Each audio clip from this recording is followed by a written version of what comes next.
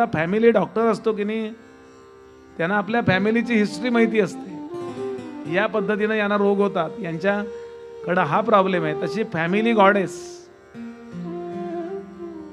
कुलदेवता प्रत्येकाने ठरवून टाका. आत्ता मला गावोगावी सांगतो तेच मी इथं सांगतो, कुणाला ज्योतिष विचारायची गरज नाही. विचारा तुम्ही, बरं, ते काही विचारू नका, मी त्याच्या विरुद्ध नाही आहे. पण कितीतरी गोष्टी फक्त कुलदेवतेचं नीट केलं तरी सुटतात. काही मोठं संकट आलं, जा कुलदेवतेला, एक नारळ ठेवा,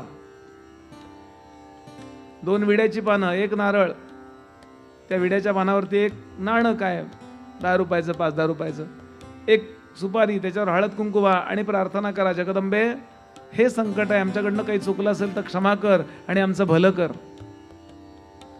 तुम्हाला पुढचा मार्ग ती दाखवते. किती सोपं आहे सांगा.